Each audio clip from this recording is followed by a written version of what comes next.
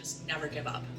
I'm pretty tenacious, and I like trying to find a way around problems. So I think, especially over the last few years with COVID and everything else that's been thrown at us, stick-to-itiveness I think is pretty key in getting through life.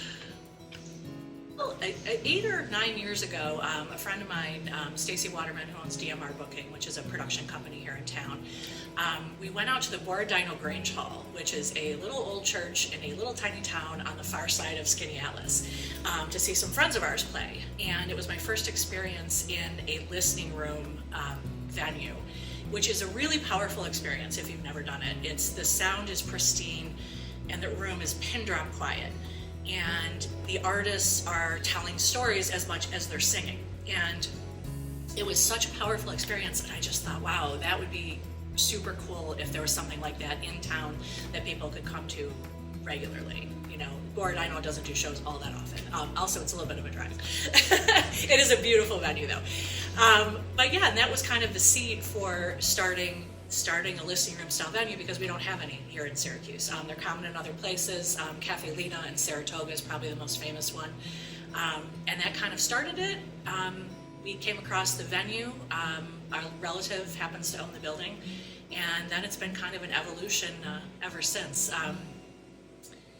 We've changed constantly. The ultimate vision has never changed. We want to present a place where audiences can really focus on the music. We've designed the space to 100% focus on the music. We don't have pool tables or quick draw or dartboards or a jukebox or anything like that. The chairs face the stage. Talking is discouraged for most of our shows, and that's a different thing in Syracuse. That's a really unique environment. But it's such a powerful experience, and we wanted Syracuse to be able to have that. And we want to really showcase dynamic storytellers and artists with their original music. So that was the concept of the whole thing. How we've gotten here has definitely changed. When we first opened, we had all funky 1970s living rooms in here. So it was all upholstered furniture, and and we served coffee during the day too. We served lunch for a little while, and we really adapted almost every aspect of our business to make it all work. But the vision has not ever changed. That's always been the vision. And after 4 years, it feels like it's kind of gelling, and finally we're really coming into our own.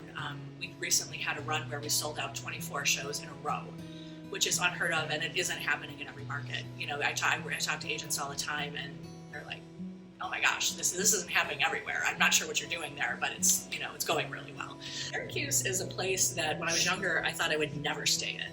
I thought when I was in high school, I thought, oh, Syracuse is so lame. I don't want to live here. And when I was in my early 20s, I did move away. I had the opportunity to move. I lived in Tennessee for a little while, a couple places in Illinois, and then I lived in Madison, Wisconsin. But through the whole time, I was, obviously visiting family back here. And in fact, when I lived in Madison, I had a subscription to the Syracuse New Times, so I could plan my visits around, fun things that were happening in Syracuse. And eventually what happened was I came for a visit, and Armory Square was really just starting to be a thing. The Crown Hotel was there, Stylene's was still open. This is about 25 years ago. So yes, I'm dating myself. But it was such a cool district that had kind of risen from this kind of crappy neighborhood that there wasn't a lot going on, and these really visionary business owners were making something of it. And I thought, I think it's time to come back. And I did, and I've not ever regretted it. I think if you're not fond of Syracuse, you should move away and try some other places. And I bet you will come back. We really have a lot going on here, particularly with the live music scene. I've got a gal who works for us who is from a major city in the Midwest, and she loves where she's from, but she said, there's no music scene to speak of.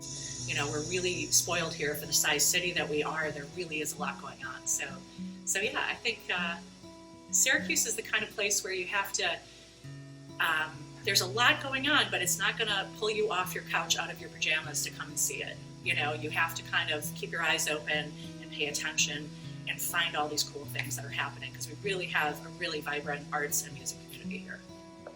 Don't be afraid to pivot. I'm not saying that you should give up your vision, but it might be a different path than you envisioned. You know, I think a lot of business owners picture their business going a certain way. You know, we pictured us being a coffee house during the day with upholstered couches and this funky vibe, and it just ended up being completely unreasonable for our neighborhood and what we were trying to do. So we've been in this constant state of pivoting and shifting and adjusting really almost constantly. But it's gotten us to where we need to be. And you have to not be afraid to do that. There is something to be said for sticking to your guns, but don't to the point where if it isn't working, you know, move on and find something that works. And don't be afraid to do that. As long as your core vision is the same, you know, this is my end goal, but how I'm getting there is definitely very different than it was 4 years ago. It's our website. We've got our entire events calendar there. Lots of FAQs, there's a ton of information there, but the best thing you can do is buy tickets and check out a show, you know, see if you like what we're doing. And if you do, we have a VIP patron program, which is basically a membership that you can buy into annually, and we give you a lot of lovely perks like an advance notice on tickets, preferred seating, and discounts on your drinks. And in turn, that helps us keep the business afloat.